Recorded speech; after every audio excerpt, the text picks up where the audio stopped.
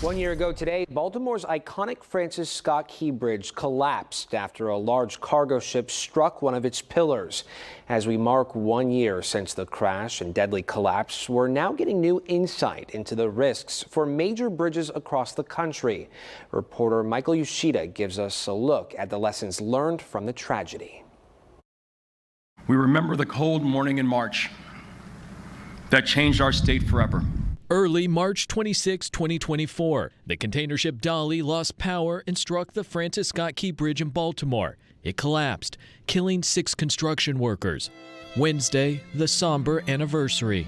We came to pay homage to the ones who paid the ultimate price of their lives on that fateful day. The National Transportation Safety Board is working on its final report, and investigators recently said the Maryland Transportation Authority never evaluated the bridge's risk for collision or collapse. But based on guidance from the American Association of State Highway and Transportation Officials, the bridge was above their acceptable level of risk. The bridge was almost 30 times greater than the risk threshold, 30 times greater. The agency also identified 68 other U.S. bridges spanning waterways frequented by cargo ships that, like the Key Bridge, were built before 1991 and do not have a current vulnerability assessment. Those preliminary findings align with an analysis by Johns Hopkins engineers launched after the Key Bridge collapse. The NTSB report and our work they're independent investigations, but I think they're useful for one another. Johns Hopkins Associate Professor Michael Shields led the study and says the Huey P. Long Bridge outside New Orleans